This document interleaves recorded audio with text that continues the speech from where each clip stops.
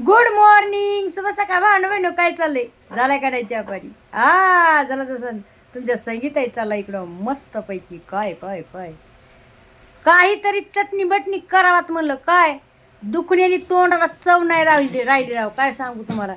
तर आज मी मस्तपैकी आमच्या गावाकडची चटणी केली, जी की माझ्या पद्धतीने. आणि आमच्या गावचे लोक म्हणजे बायका करतात ही चटणी. ही चटणी कशी माहिती आहे का? समजा आपण वरण केलं, तुरीचं वरण, मुगाचं वरण, फिक्कं वरण केलं तर ही चटणी खायला खूप छान लागते. आणि गावच्या बाया कशा म्हणजे सकाळी सकाळी लवकर आवरायचं पडतं आहे, आपलं रानात जायचं पडतं आहे, कापूस याचायला, कोणाला खुरपायला टुरपायला जे काय व्हाय ना होय, कामं असतेच भरपूर गावाचे रानातले. मग पटकन दिशेनं आपली ही अशी चटणी करायची. तर याच्यासाठी मी घेतलेलं आहे, बघू शकता तुम्ही. हे बघा इकडे घेतलेलं आहे शेंगदाणे, हे बघा लसूण घेतलेला आहे, कढीपत्ता घेतलेला आहे, हिरवी मिरची घेतलेली, आणि ही आपली गावाकडची गावरान कोथरीम. हा हा हा हा हा हा याला म्हणते गावरान कोथरीम.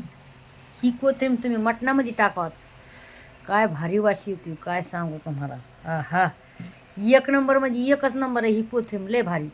तर ही कोथरीम इकडे टमाटे टाकलेले आहेत, 4 टमाटे टाकलेत, आता कांदा टाकलाय, आता हलवते आणि मस्तपैकी याला मीठ पण टाकलं त्याच्यात, मस्तपैकी आता वाटून आणते.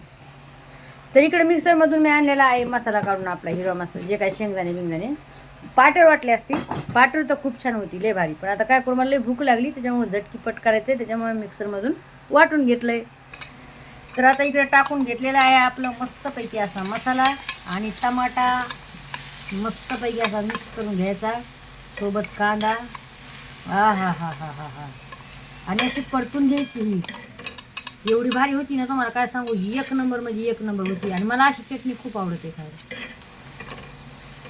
तर तुम्ही खाल्ली का कधी अशी चटणी? मला नक्कीच सांगा. जास्त तेल नाही टाकलं मी, 2च पोळी टाकलेले बरं का. आणि मला सांगा नक्कीच. आता आमच्या गावाकडे ही जी चटणी आहे का खूप फेमस आहे, म्हणून याला मी नाव दिलेलं आहे गावाकडची झणझण चमचम छाम छाम चटणी. या खायला.